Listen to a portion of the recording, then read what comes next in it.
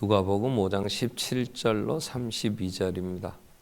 하루는 가르치실 때에 갈릴리의 각 마을과 유대와 예루살렘에서 온 바리새인과 율법 교사들이 앉았는데 병을 고치는 주의 능력이 예수와 함께 하더라. 한 중풍병자를 사람들이 침상에 메고 와서 예수 앞에 들여놓고자 하였으나 무리 때문에 메고 들어갈 길을 얻지 못한지라.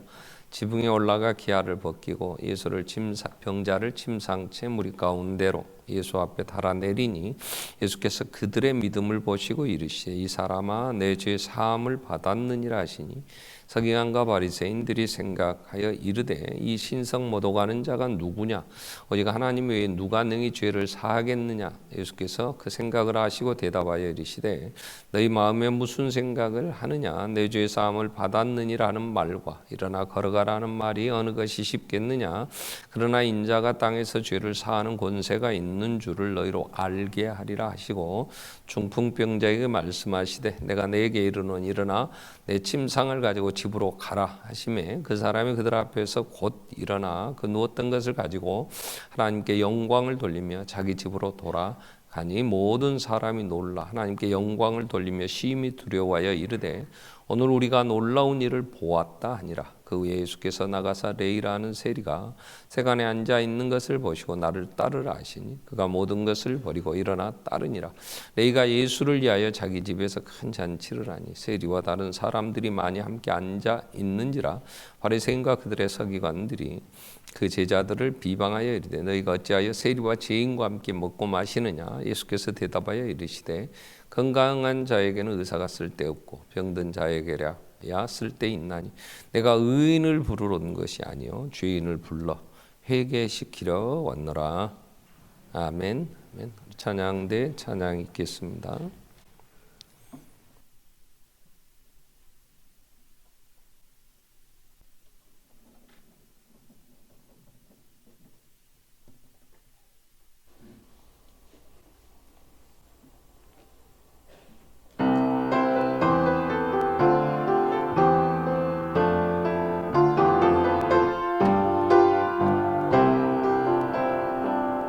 예수를 찬양하라.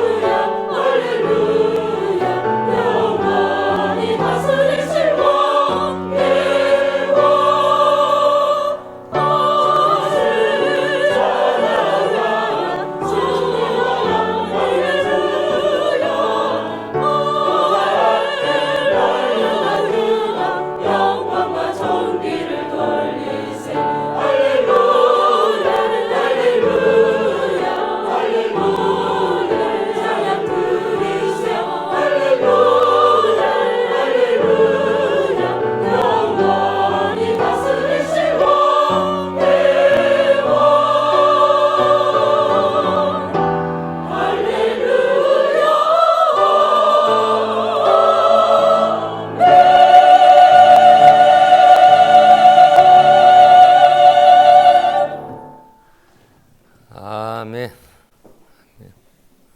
영원히 다스리실 왕. 아멘. 자, 예수님이 이 땅을 영원히 다스리십니다. 우리의 왕이십니다. 아멘. 왕이라면 나라가 있어야 되죠. 그죠? 어느 나라의 왕이냐? 그 얘기. 성경은 주제가 하나님의 나라입니다. 하나님의 나라. 자, 하나님이 이 세상을 말씀으로 창조하셨죠. 빛이 있으라 하며 빛이 있었어요. 하나님 보시기에 좋았어요. 물들이 위에 궁창의 물과 아래의 물로 나뉘라고. 그래서 저녁이 되며 아침이 되니는 둘째 날이더라. 여호와 보시기에 참 좋았더라. 그랬어요.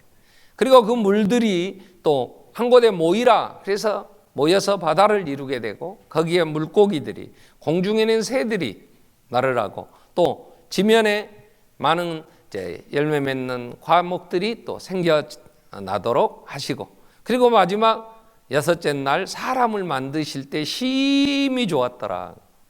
그리고 에덴이라는 동산을 만드시고 거기에 거하게 하시면서 참으로 행복한, 에덴이라는 뜻이 기쁨이라는 거잖아요. 행복한 이런 하나님의 나라를 이루시고 그곳에 살게 했는데, 이 하나님의 나라가 무너집니다. 하나님이 세우신 질서를 인간의 교만과 무지가, 욕심이 깨트리게 되죠. 그래서 하나님이 세우신 자리를 뛰어넘어 자기가 하나님 되겠다고.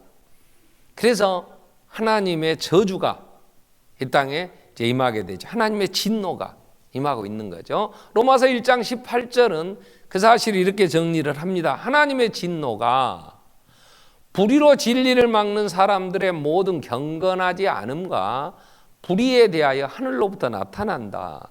지금 나타나고 있어요. 그래서 하나님 경외함이 없어요. 사람들이.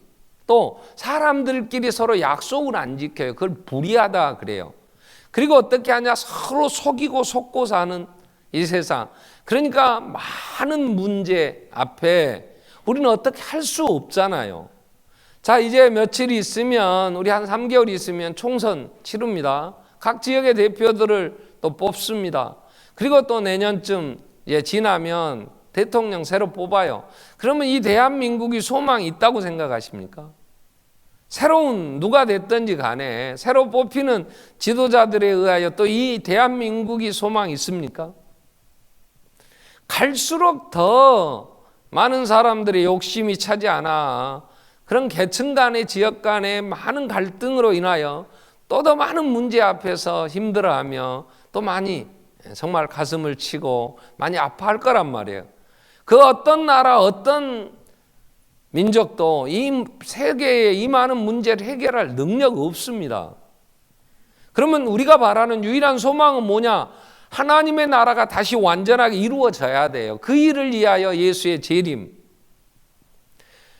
수천 년 전에 에덴 동산에서 쫓겨나서 그 무너진 하나님의 나라의 고통 가운데에 인간이 서로 죽이겠다고 날카로운 칼을 만들며 그 무기를, 그래서 서로 욕심을 부리며 죽이며, 그래서 싸우며 사는 세상에서 유일하게 바라는 게 선지자들을 통해 하나님이 전하신 메시지가 뭐였냐?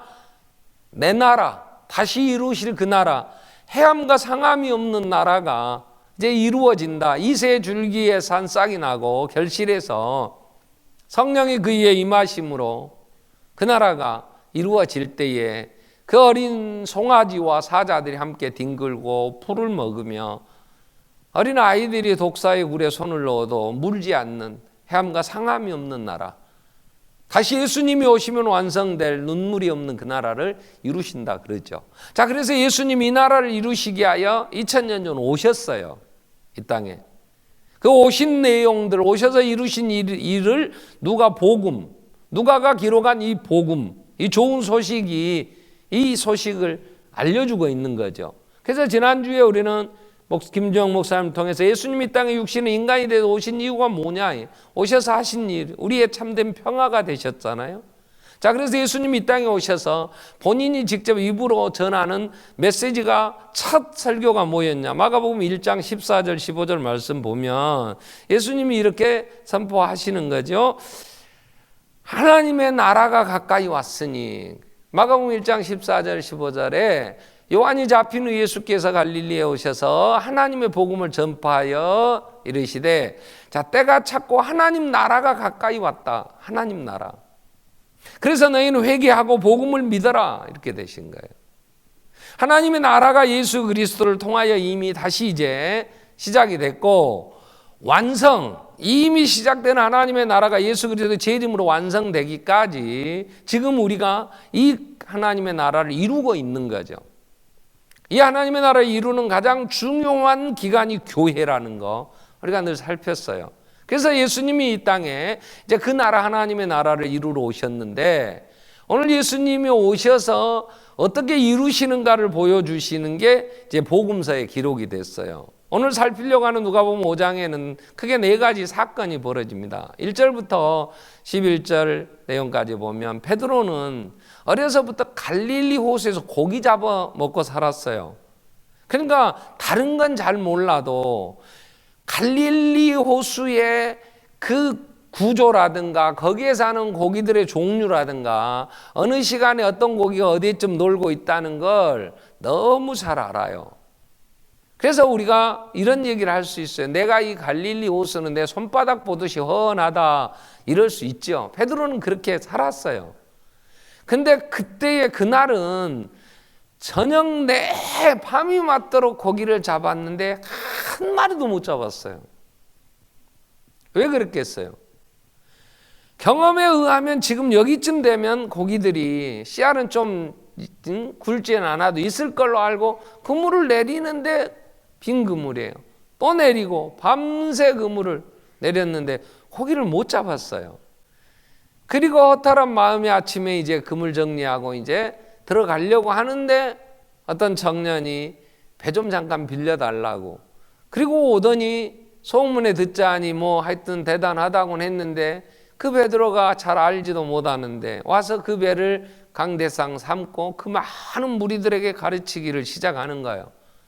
설교 내용은 뭔지 5장에 기록은 안 돼 있어요. 그러나 미루어 볼 때에, 자, 하나님 나라가 이제 시작이 되었다. 회개해야 된다. 하나님의 나라는 밭에 심은 겨자씨 같이 작은 것이로되 자라서 큰 나무가 되어 새들이 와서 깃들인다. 이 하나님의 나라는 밭에 감추인 보화처럼 발견하면 기뻐하고 돌아가서 그걸 소유해야지. 그래서 다 자기 걸 팔아서 그 밭을 산 농부와 같이 소유해야 된다 하는 뭐 여러 얘기를, 하나님 나라에 대한 얘기를 하셨겠죠. 그때 베드로의 마음에 믿음이 생겨요. 야, 하나님의 나라, 하나님의 나라, 이분이 이루시는 그 나라인가, 이런 생각이 있었겠죠. 그때 이제 말씀을 마치시고 밤새 헛땅친 베드로에게 이런 얘기를 하시는 거예요. 그물을 저 깊은 곳에 가서 내려라, 이렇게 말씀을 하세요. 베드로의 경험상, 다른 건 몰라도 고기 잡는 데는 전문가입니다. 근데 베드로의 경험상 고기는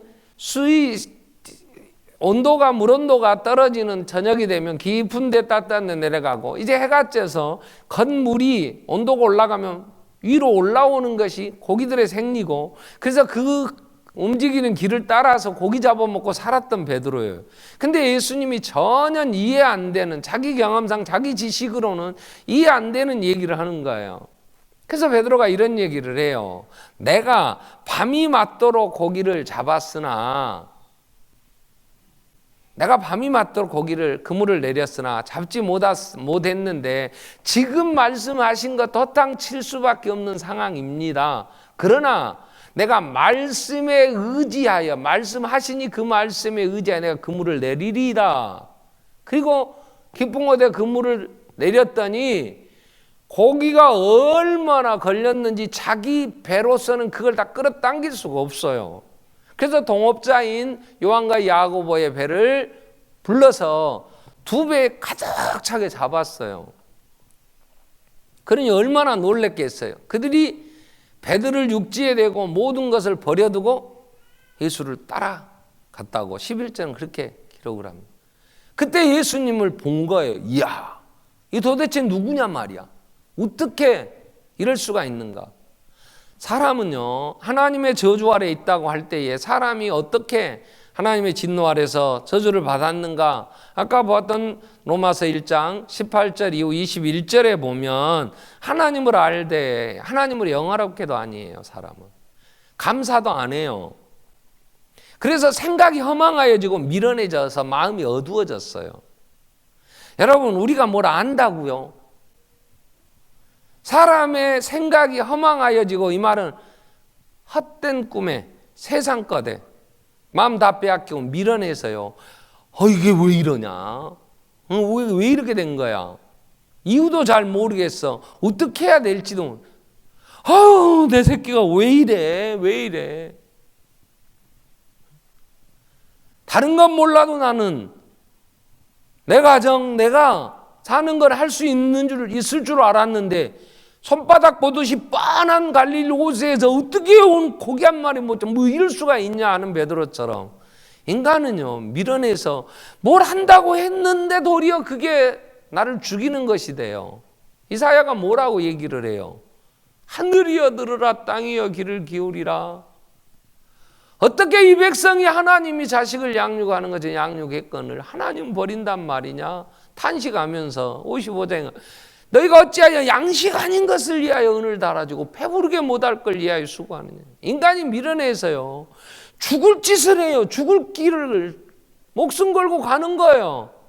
여러분, 돈도 나고 어떻게 모아야 된다 그러다가 조금 모아졌는데 이제 여기저기 뭐 병에 이제 가서 보니까 막 만신창이 돼서 그 정말 악착같이 약 물고 서로 싸우면서 모은 거 갖다 또 다 고치겠다고 다 거덜내고, 그럴 바에는 차라리 병들지 않게 살았으면 더 낫잖아.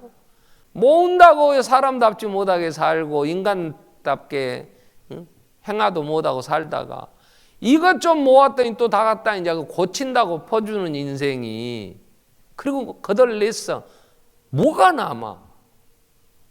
그러고도 이게 어떻게 살아야 될지도 모르는 이 미련한 삶을 베드로가 다 할 줄 알았는데 못해요. 그래서 바울은 고린도 교회 편지하면서 고린도서 1장 30절에 뭐라고 얘기합니까? 너희는 하나님으로부터 나와서 그리스도 예수 안에 있고 예수는 하나님으로부터 나와서 우리의 지혜가 되신다 그랬지. 깊은 곳에 내려라. 그 말씀은요 세상 모든 만물의 근본을 아세요. 말씀에 의지하여 내가 이해 안 되지만 내리리라 했더니 그 물이 찢어지게 잡힌다고요. 예수님은 지혜가 되시는 거예요. 우리의 의로움, 거룩함, 구속함이 되신다. 그래서 31절에 예수 안에 자랑해라. 그런 말씀을 하시는 거예요. 자, 예수님은 말씀에 권세가 있어요. 그래서 나병 환자가 예수님에게 나와서 고침받기로 오네요. 그때 예수님이 이렇게 선포를 하시는 거예요. 손을 대시더니 내가 원하노니 깨끗함을 받으라. 13절에. 그랬더니 문둥병이 떠나버렸어요. 예수님이 내가 원하노니 깨끗함을 받으라. 이 말씀이 능력이 있어요. 오늘 제목이 예수 그리스도의 권세예요. 나병은 옛날이나 지금이나 현대 의술로도 치료가 안 됩니다. 그러니까 방법이 뭐냐? 문둥병에 걸렸다 그러면 격리시키는 거예요. 저 사람 안 사는 무인도 소록도 같은데 저 여수 끝자락에, 우리나라는 그랬잖아요. 왜요? 이 나병균은 햇빛에 나오면 30초 만에 죽어본답다. 햇빛을 쬐면. 그러니까 가까이 하면 전염이 되지만 시간 걸리면 햇빛 쬐니까 죽으니까 격리. 지금도 전 세계의 나병 환자들은요 가는 나라마다 격리 수용하지 완치될 약이 없어요. 인간의 의술로 고치지 못해요. 그런데 그런 불치병을 손대되 내가 원하노니 깨끗함을, 그랬더니 병이 나서 그랬어요. 그리고 사람들이 이제 여러 군데 모여들었어요. 바리새인들, 율법사들이. 근데 중풍병에 든 사람을 사람들이 메고 왔어요.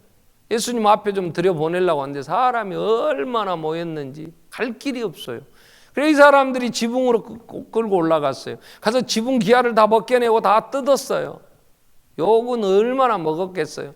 그쪽에 줄 달아서 예수님 앞에 바로 내렸더니 오늘 본문에 19절 말씀부터 보면 뭐라고 합니까? 무리 때문에 메고 들어가지 못하고 지붕에 올라가 기아를 벗겨내고 병자를 침상체 무리 가운데 예수 앞에 달아내리니 예수님께서 중요한 얘기를 그들의 믿음을 보시고 이르시되 이 사람아 내 죄사함을 받았느니라. 이래. 아니 병자가 지금 중풍병에 뭐 뇌졸중이었는지 아니면 혈관이 터졌는지 그 사이에 피가 공급이 안 되니까 뇌가 죽어버린 거예요. 그러니까 사지 움직일 수 있는 기능들이 명해져야 되는 이 뇌가 죽어본 거 아니에요. 일부 뇌상. 그러니까 마비돼가고 중풍병자가 된 거잖아요. 근데 그 사람한테 내 죄사함을 받으라 이러는 거예요. 그러니까 같이 있던 그 바리새인 율법사들이 속으로 저게 도대체 누구간데 죄는 하나님만 사하실 수 있지 쥐가 죄를 사해 준다고? 그때 예수님이 이런 말씀을 자, 내 죄사함을 받았느니라 하는 말과 내 병 깨끗이 나았으니 내 침상을 가지고 걸어가라는 말 어느 것이 쉽겠냐? 이 말은 같은 말이라는 거예요. 죄사함을 받으나 건강하게 네가 일어나서 네 병 고쳐졌으니 일어나서 침상 가지고 와라는 말은 같다는 거예요. 그냥 죄의 결과가 우리에게 있는 이런 고통이라는 거죠. 그러니까 죄를 사하는 고난이 있으면 이 모든 것도 해결할 고난이 있는 거예요. 그래서 예수님 죄사함 받으라 그랬더니 속에서 그러니까 이 말씀을 하신 다음에 24절에 예수님 그렇게 얘기하시죠. 인자가 땅에서 죄를 사하는 권세가 있는 줄 너희로 알게 하리라 하시고 중풍병자에게 이렇게 말씀 내가 일어나서 내가 내게 이르노니 일어나 내 침상 가지고 걸어가라. 그랬더니 중풍병자가 사지 뭐 움직이지도 못하고 누워서 그리고 다른 사람이 들고 와야 오는 중풍병자 일어나 지 침상 갖고 가버렸어요. 온 세상에 내 죄사함을 받았느니라 한마디 했더니 일어나 걸어가본다니까요. 그리고 가시다가 세리마태를 이 세리 여기 누가는 레이라고 그랬는데 이 레이는 마태입니다. 세간에 열심히 세금 거두려고 이건 공무원이 열심히 이 장부 정리하고 이 직무에 충실한 게 아니에요. 이 세리는 로마 정부의 이 세금 거두는 이제 세무사에 그 라이센스를 얻기 위하여 1년에 일정액만 내면 돼요. 그러면 로마에서 이 라이센스를 줘요. 그러면 그것 가지고 백성들한테 집 마음대로 매기는 거예요. 이거 근거로 해서 매기고 저거. 그래서 원하는 만큼만 거둘 수 있는 한 거둬서 지 수입으로 잡고 일정액만 내면 되니까 열심히 하는 놈은 최고로 악질인 거야 이건. 근데 이 세간에 앉았다는 건 지금도 악하게 백성 풋바라 먹으려고 어쨌든 뜯어내려고 앉아있는 거예요. 근데 가시더니 그런 못된 놈을 부르는 거예요. 나를 따르라. 그랬더니 이 죄인 중에 괴수. 사람들이 못된 놈 그러면 남자는 세리고 저 못된 년 그러면 여자는 창녀예요. 그러니까 세리나 창녀는 죄인의 대명사였거든. 저 세리 같은 놈, 저 창녀 같은 여자 뭐 이렇게 죄인의 이제 대명사로 불렀는데 가시더니 그 세리 레이가 그것도 지금 세간에 앉아서 창부 지 세금 고지서 발부하려고 앉아서 자료 정리하고 이 짓 하고 있는데 불러. 사람들이 뭐라 했겠어요. 그런데 그날 이 레이가 돈이 못된 짓에서 돈을 많이 걷었으니까 자기 집에서 잔치를 하는데 큰 잔치라 그래. 큰 잔치. 예수님 제자들 다 같이 가서 아주 흥겹게 배부르도록 또 식사를 하셨죠. 그랬더니 옆에서 너희 선생은 처먹을 것이 없어서 먹을 게 따로 있지 저런 놈 밥 얻어 먹는데 이러는 거예요. 그때 예수님이 이런 말씀하세요. 건강한 사람에게는 의사가 필요 없다. 병든 자에게 의사가 필요하듯이 나는 의인을 부르러 오지 않았어. 나는 죄인을 불러. 중요한 단어입니다. 나는 죄인을 부르러 왔다. 여기까지만 하면 조금 틀려요. 나는 죄인을 불러 회개시키러 왔노라 이러는 거예요. 예수님이 부르는 사람들을 보면요 별로 스펙이 별로 안 좋아요. 이런 못된 세리나 또 가방끈이 짧아서 용서하고 들으세요. 고기 잡는다고 다 가방끈이 짧은 건 아닌데, 베드로나 요한이나 야고보는 원래 가방끈, 그들이 나중에 오순절 이후에 막 하니까 사람들이 저것들 공부도 별로 못한 것들이 어떻게 저런 유식한 얘기를, 저런 막 외국어도 우리가 막 알아듣냐 하고 놀래듯이, 그런 사람은 고기나 잡고 있어서 그런 자들을 불러요.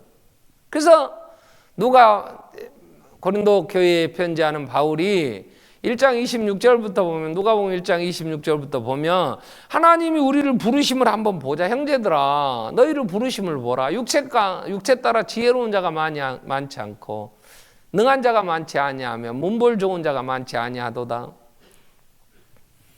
그러나 하나님께서 세상에 미련한 것들을 택하사 지혜 있는 자들을 부끄럽게 하려 하시고, 세상에 약한 것들을 택하사 강한 것들을 부끄럽게 하려 하시며, 하나님께서 세상에 천한 것들과 멸시받는 것들과 없는 것들을 택하사 있는 것들을 폐하려 하시나니 이는 아무 육체라도 자랑하지 못하게 하려 합니다.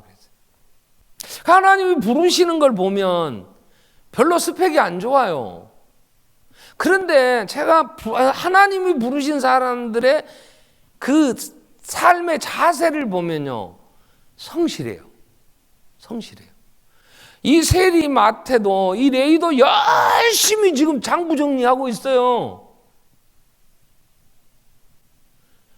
베드로나 요한, 야고보가 부름 받을 때도요, 그물을 깃고 그날 일한 거 정리하고 내일 또 일하려고요, 아버지와 함께 그 열심히 준비하고 있을 때 불러요. 나를 따라오너라. 이제 사람을 낳는 어부가 되게 해주겠다. 의미 있는 삶을 살게 해주겠다. 그런 거. 그래 열심히 사는 사람. 엘리사가 12개월이나 되는 소를 매가지고 쟁기질하면서 농사 짓고 있을 때 엘리사야 불러갖고 넌 선지자로 오라. 일하고 있을 때 대부분 불러요. 빈둥빈둥 놀고 원망하고, 아, 내 인생 왜 이렇게 꼬였어, 뭐 포기하고 이런 사람 하나님이 부르는 거 난 본 적이 없어. 아야, 낮잠 자냐, 그럴 바에는 우리나라 와서 일해라. 하나님의, 예수님이 징발을 하시는데 징발 권리가 있어요. 너 이리 와, 따라와.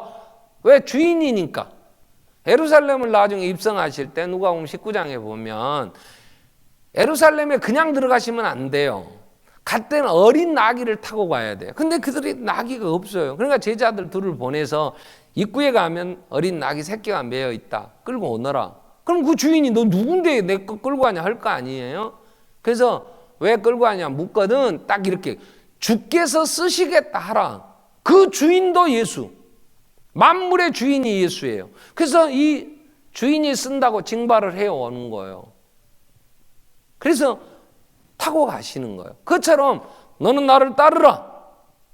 근데 부르는 사람들은요, 성실한 사람들이. 이게 뭐냐면 무슨 일을 하든지 성실하게 열심히 하는 사람이에요. 근데 지금 방향이 잘못돼 있어요. 그러니까 이 방향을 바꿔주는 거예요.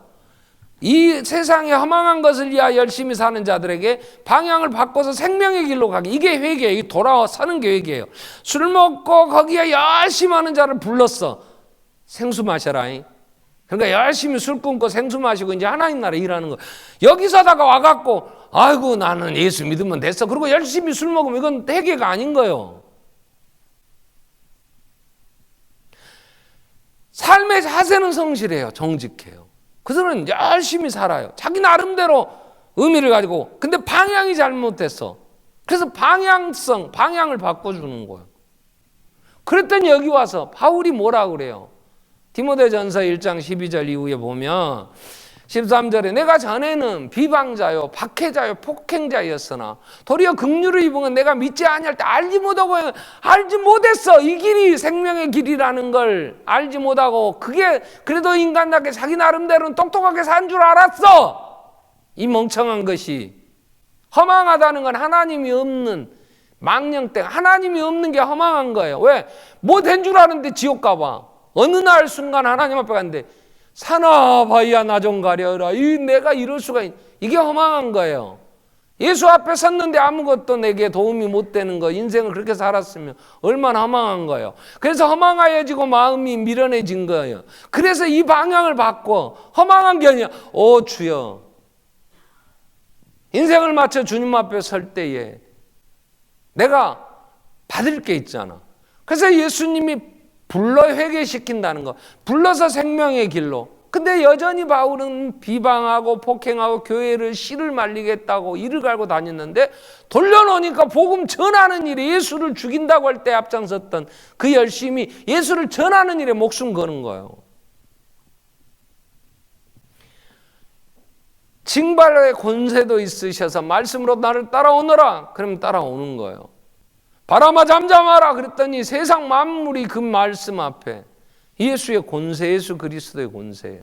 자, 그럼 그 권세가 어디서 나오냐 그 말이에요. 사람이요, 어느 조직에서든지, 가정에서든지 직장에서든지 여러분 친구 간의 모임에서든지 이 말빨이 선다 이런 얘기를 하니, 말이 먹히려면 어떤 사람의 말이 먹히느냐 그 말이에요. 예수님은요, 그 만물이 그 말씀 앞에 무릎을 꿇고 순종하고, 이러한 모든 말씀하심에 나병 환자가 낫고 중풍병자가 일어나 걷고 이 세리마태가 따르는 것은요, 이 권세는, 예수님의 권세는 어디서 나오냐? 제가 태국을 가면서 늘 생각하는 게 있어요. 태국 공항에 지금 쓰고 있는 잔돈멍 말고 이 서나풍 공항에 딱 내리면요, 차를 타고 시내를 향해 가려고 하면 그 입구 나가는 길에 큰 그림 2개가 있어요. 그게 현재 왕 64년째인가 왕 노릇 하신답니다. 아파서 누워 있는데도 왕이 계승할 아들이 준비가 안 돼가지고 60 넘은 아들이 아주 백성들에게 인정 못 받으니까 마약하고 뭐 어쩌고 했대나 뭐 어쨌대나. 그러니까 이걸 못 넘기고, 근데 그 왕이, 이 노인이 너무 늙었어요. 그 사진에 보면 일어날 힘도 없어요. 그러니까 쭈그리고 쓰러져 있어요. 근데 그 노인을 부축하여 그 노인을 돌보려고 왕이 허리를 굽히고 그 노인을 이렇게 맞이하는 그림이 하나, 사진이 하나 있어요. 거기 조금 지나가면 또 사진 하나를 걸었어요. 그 도로변, 큰 도로변에 얼마나 큰 사진이 가면서도 막 정면에 확 보여요.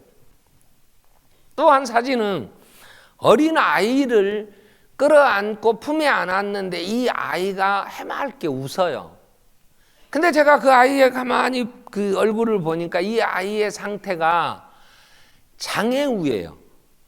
지체장애도 있으며 정신장애도 있는지 해맑게 웃는 그 웃음이 정상 아이가 아니라 그 지적장애가 있는 아이들이 웃는 그 내성 이쪽 마비나 이쪽에 장애가 있는 아이 중에 하나인 것 같아. 그 아이를 품에 안은 왕의 모습을 적어놓은, 거기다 세워놔요. 저걸 왜 저런 사진을 세워놨을까 혼자 가며 오며 생각을 많이 해요. 이 말씀을 제가 생각하면서 이번에 나올 때에도 그걸 보면서 왕을 선전하려고 그 조직 안에서 우리 왕은 자비로우신 왕이야, 우리 왕은 섬기는 왕이야, 이걸 보여주려고 그러는 거예요. 김정은이는 인정 못 받아요. 지가 무슨 빨치산의 후예입니까? 지도자가 무슨 혈통이 좋아 지도대, 그런 백성들은 거부합니다. 예수님의 이 권세는요, 희생에서 나오는 권세예요. 죽음으로 죄를 사할, 죄와 사망의 법에서 모든 백성을 해방할 생명의 성령의 법 아래 있게 하신 그 권세는 죽음으로 획득하신 거라고. 왕이 무릎 한번 꿇어줬다고 죽은 자를 살릴 권세가 있어? 그러지 않아요. 장애우를 한번 끌어안고 그 어린애가 해맑게 웃었다, 그렇다고 왕의 모든 권세가 생깁니까? 그게 거짓이었고 영혼 없는, 진정성 없는 하나의 홍보하기 위해서 한 것이었다면 도리어 더 많은 백성들로부터 배신감 느끼겠죠. 세월호 앞에 가서 눈물 흘린 대통령의 눈물이 진심이었다면 이럴 수는 없는 거 아니에요. 그렇게 가증되고 거짓된 눈물이었다고 백성이 생각한다면 백성들의 존경받지 못해요. 그 말은 먹히지 않아요. 예수님은 이 땅에 오셔서 죽었단 말이에요. 나는 내가 양들을 위하여 죽는다. 도적이 오는 것은 죽이고 멸망시키려고 왔지만 나는 양에게 생명을 얻게 하되 더 풍성히 얻게 하려고 왔다. 요한복음 10장 11절에 나는 선한 목자라 내가 양들을 위하여 목숨을 버리거니와 싹구는 제 목숨을 버리는 게 아니라 품삯을 위해 살기 때문에 어려움이 오면 달아나고 도망간단다. 그러나 나는 양들을 위하여 내 목숨을 버리노라. 그리고 죽으셨어요. 예수가 십자가에 죽으심으로 하늘 보좌 다 버리고 오셔서 낮아지신 것만이 아니라 허리를 굽힌 것만이 아니라 무릎을 꿇고 발 씻기는 정도가 아니라 친히 십자가에 죽었기 때문에 그분의 말에는 권세가 있어요. 하나님이 그를 지극히 높여 하늘과 땅 아래에 있는 모든 것들로 예수의 이름에 무릎을 꿇겠단 말이에요. 여러분, 가정에 어머니의 희생은 자식들 앞에 이 말이 먹힙니다. 그 눈물로 가정을 지키며 기도하며 헌신하며 그 아픔을 다 견디고 바람 피우는 남편, 그래도 끌어안고 가정을 이루어도 지키는 어머니 앞에는요, 늙은 병든 남편도요, 그 부인 앞에는요 말을 못해요. 그 부인의 한마디에, 그 어머니의 말씀에 자식은 순복합니다. 희생하는 어머니의 말은 말빨이 서요. 교회에서 스펙 자랑하고 있는 자랑이나 하는 놈 치고 교회에서 누가 말 듣습니까? 그 헌신하고 섬기며 말없이 무릎 꿇고 그 기도하던 그분들은 교회에서 성도들의 존경이 돼요. 말빨이 서요. 목사가 무슨 자랑이나 하고 지스펙이나 자랑한다면 뭐 얼마나 여러분이 뭐 존경하겠어요? 하나님의 나라를 위하여 기도하고 엎드려 말씀 안에 설 때나 듣지, 안 그러겠어요? 나라의 지도자들이 나 좀 밀어주세요, 내가 가서 하겠습니다, 뭐 딸랑딸랑 한다고 믿어주냔 말이에요. 예수의 이 권세는 희생에서 나오는 거예요. 예수님의 이 권세는, 말의 능력은 그분이 죽으셔서 만왕의 양 만주가 되신 자격을 획득하신 거예요. 그래서 나는 죄를 사할 권세가 있다. 이 말은 내가 죄를 해결했노라. 돈이 없어 포주에게 몸을 팔고 빚을 져서 차용증을 쓰고 도저히 빠져나올 수 없을 때는 포주가 시키는 대로 해야 돼요. 내 딸 내놓으라 그래도 안 내놔요. 그러나 그 포주에게 진 모든 빚을 다 갚아주면 내 딸 내놔! 그럼 그 말은 능력이 있어요. 내놔야 돼. 왜? 빚을 갚았기 때문에. 우리가 진 모든 죄, 그 모든 빚을 예수님이 십자가에서 다 해결했으니까 내 죄사함을 받았느니라. 그러니까 죄와 사망의 법에 신음하는 자들의 문제가 해결되는 거란 말이에요. 예수님의 말의 권세는 이 죽음에서 나오는 것이, 자격을 획득하신 것은 그냥 입으로 된 게 아니고 그의 행하심으로, 그 처참하게 찢기고 상하셨으므로 모든 사람이 죄를 범하여 하나님의 영광에 이르지 못하더니 그리스도 예수 안에 있는 구속 곧 대속 속량하심으로 우리는 의롭다함을 얻게 된 거예요. 그래서 예수님이 그 나라를 세우시면서 이제 그 백성들을 불러 모으시는데, 예수님이 불러 모으실 때 그분 앞에 우리는 겸손히 그분이 내 지혜가 되심을 인정하고 따라야 돼. 베드로를 보세요. 다른 건 몰라도 갈릴리 호수에서 고기 잡는 것은 전문가예요. 누구보다도 잘 알아요. 그 앞에 와서 어디서 그 가버나움이나 갈릴리 호수에 살지도 않았던, 그리고 목수 밑에서 잡분 노릇하고 목공 일은 좀 한 청년이 와서 깊은 곳에 고기 있으니 던져라 그럴 때 베드로가 코웃음 칠 수 있어요. 그러나 그 예수님 말씀에 의지하여, 여러분, 우리의 주님이 우리에게 명하신 말씀이 이해가 됩니까? 그러면 다 될 것 같아요? 그러지 않아요. 그러나 믿음으로 우리는 그 말씀에 순종할 때 말씀이 능력이 됩니다. 그분이 내 지혜가 되신단 말이에요. 혼인집에 포도주가 떨어졌어요. 유대인들은 혼인잔치를 3일씩, 일주일씩, 부안집에서는 일주일씩 합니다. 며칠 지나다 보니 준비한 포도주가 떨어졌어요. 혼인집에 제일 중요한 음식은 포도주인데 참여한 사람들도 한정된 인원만 초청해요. 애복도 준비해서. 그런데 많이 아신 모양이에요. 술꾼들이 많이 왔는지. 그러고 일찍 떨어져 버렸어. 그 사정을 어머니가 알아. 예수님에게 이 집에 포도주가 떨어져 버렸습니다. 여자야 나와 무슨 상관이 있겠소? 그러나 예수님 어머니는 아무 얘기 않고 그 집의 하인들에게 저분이 뭐라고 하시든지 그대로 해라, 이렇게 얘기를 해놨어. 그 사정을 아신 예수님이 그 하인들에게 이런 얘기를 해요. 빈 항아리에다가 물을 가득 채워라. 그러니까 하인들이 우물에서 물을 길러다 채웠어요. 다 채운 후에 예수님이 그 물을 떠다 연회를 주관하는 연회장에게 갖다 줘라.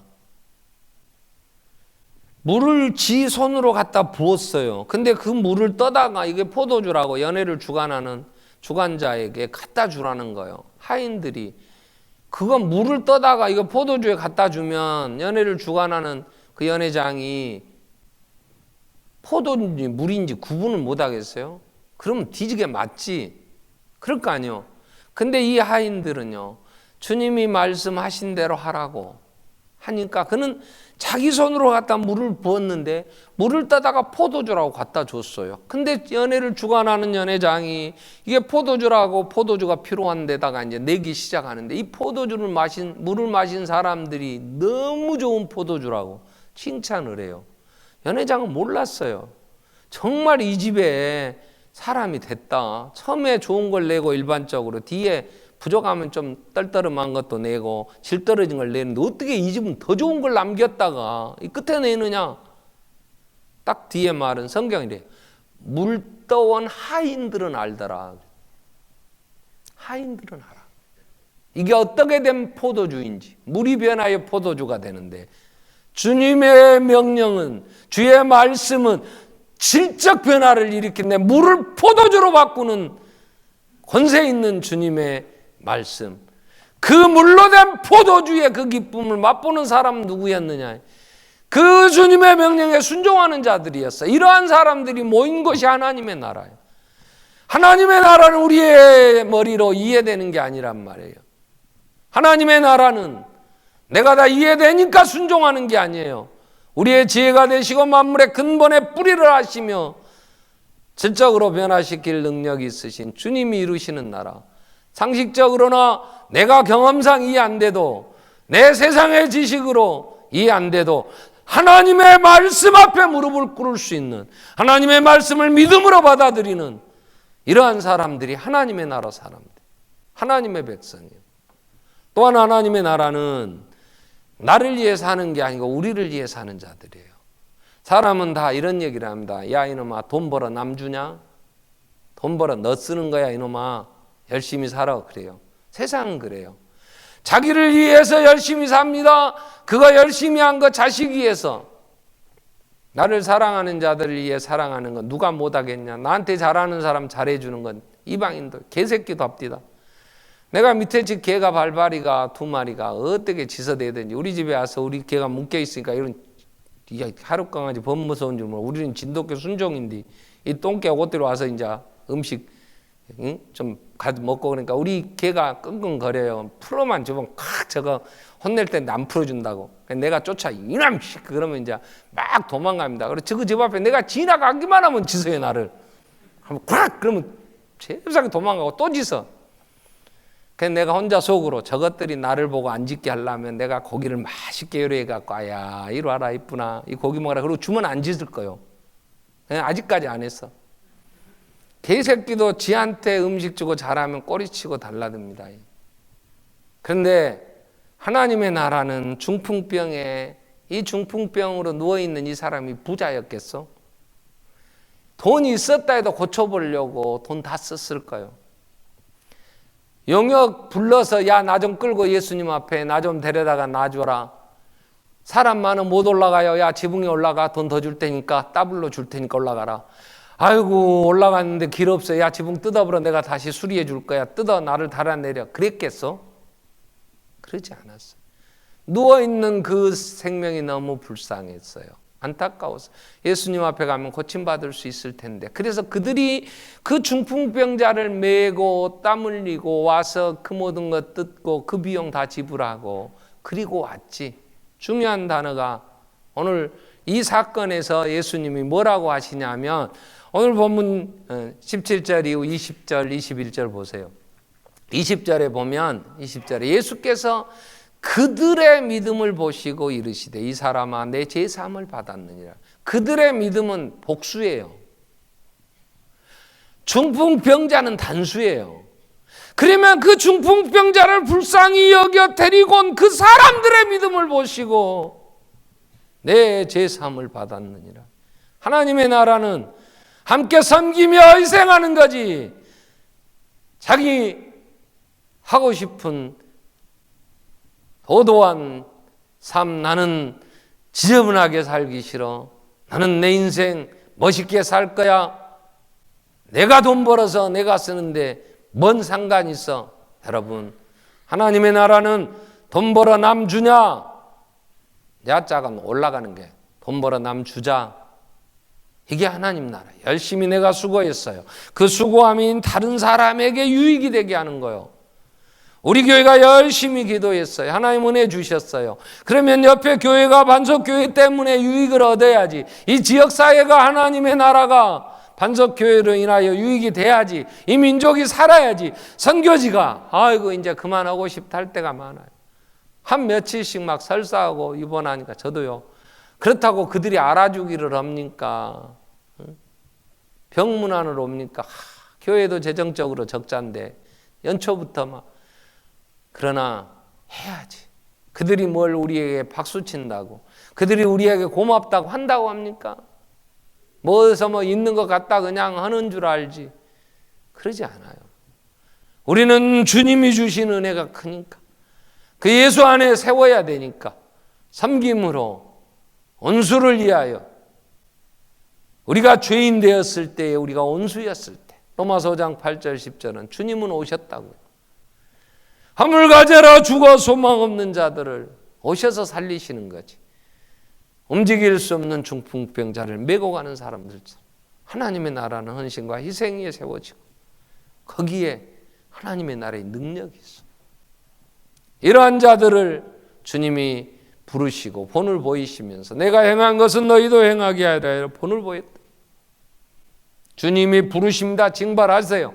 너는 오너라. 그러면 즉각 순종했어요. 무슨 일을 시키시든지 모집한 자를 기쁘게 하게 하여 군대로 모집한 징집된 우리는 부르신 그분이 시킨 일을, 여러분 날씨 따라 예배를 드립니까? 여러분 기분 따라 드립니까? 그러지 않아요. 하나님을 예배하는 일에 최우선에서 너희는 먼저 그 나라와 의를 구하라 그랬습니다. 내 생활 내 환경에 관계하지 아니하고 하나님 앞에 예배하며 하나님의 영광 그분의 위대하심을 선포하는 일에 내가 그분의 약속을 지켜나가면 내 주위에 내 자식들이 내 친구들이 나를 보면서 네가 섬기는 하나님은 대단하시구나, 네 주인은 대단하시구나, 그래야 하나님께 영광이 되고 전도가 될 거 아니에요. 내가 개떡같이 여기면, 내가 하나님 앞에 예배를 대충 드리면 다른 사람이 나를 통하여 하나님을 어떻게 보겠냐고. 하나님이 나를 부르셨는데. 징발당한 자들은 그분 앞에 즉각 순종하고 자발적으로 그 부르심에 그래서 충성하는 이 하나님의 나라. 주님이 권세가 있으신 것은 그냥 얻으신 것이 아니요 우리를 위하여 대속하셨기 때문에 제사함의 권세가, 오직 유일한 예수 그리스도만이 하늘문을 여시고 우리를 하나님 앞에 담대하게 세우십니다.